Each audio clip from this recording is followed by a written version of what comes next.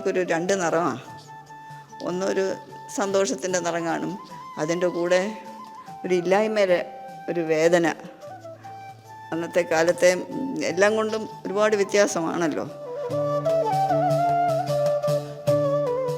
കണിക്കൊന്നൂര് ഇപ്പോൾ അതിൻ്റെ ഇഷ്ടം പോലെയൊക്കെ പൂക്കുന്നു, നേരത്തെയൊക്കെ പൂക്കുന്നുണ്ട്. എന്നാലും വിഷു സമയത്തും അതുണ്ടെന്നുള്ളത് മഹാഭാഗ്യം തന്നെയാണ്. നമ്മുടെ ചക്കയും മാങ്ങയും കാർഷിക വിഭവങ്ങളും അതെല്ലാം തലപൊക്കി നിൽക്കുന്ന ഒരു സമയം തന്നെയാണ് വിഷു. അമ്മ പറഞ്ഞിട്ടുണ്ട്, വിഷുവിൻ്റെ അന്ന് കണി കാണുന്നത് വളരെ പ്രധാനമാണ്. അപ്പോൾ എങ്ങനെ കണി കാണുന്നു അതുപോലെ ഇരിക്കും വർഷത്തിൻ്റെ പോക്ക്. വിഷുക്കാല ഓർമ്മകൾ പങ്കുവച്ച് ഗൗരി ലക്ഷ്മിഭായ് തമ്പുരാട്ടി. ഓർമ്മകളിലെ വിഷു, വിഷുനാളിൽ രാവിലെ ജനം ടിവിയിൽ.